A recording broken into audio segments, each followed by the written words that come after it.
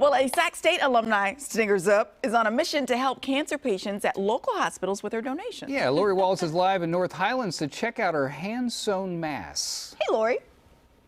I heard that, Court. Yep. I heard it. Yes, Stingers she's up. a Sac State grad.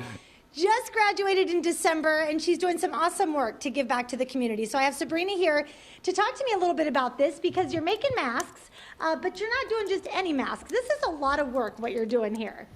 Yeah, I started hand sewing masks about at the beginning of the pandemic and recently began donating them as well. Okay, so let's talk about where you're donating the masks and why you chose the organizations that you did.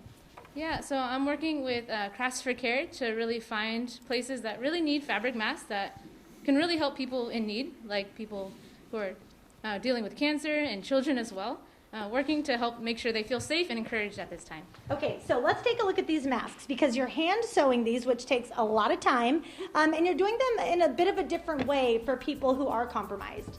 Yeah, to give a brief outline. So I start off with hand cutting, and then I add an actual nose adjuster right inside.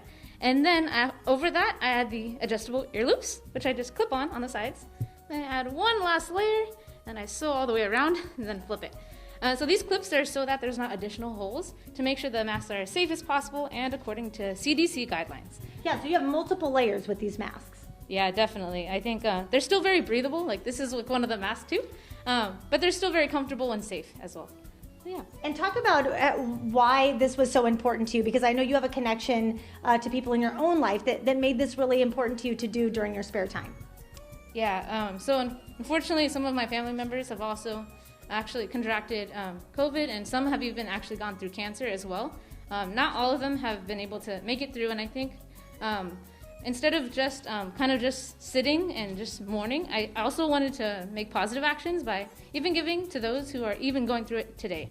And how scary that might be, I can't imagine, but I did want to provide them a way to be encouraged and be safe at the same time. And so learning how to do this during the pandemic, when you did have a little extra time, now you're hoping other people will jump on the bandwagon, do the same thing, and there is a website where people can go if they're interested in learning how to do this. Yeah, absolutely. So for craftsforcare.org, we're actually working to help the community with workshops and with different supplies too, so that they can make crafts on their own for both mental purposes, to help alleviate some stress, and also to even give back to others if they can. Like, I don't have a sewing machine, but I definitely wanted to do something. Yeah, and it takes a lot of time, but you were also surprised how affordable this really was to start as a hobby and as a way to give back.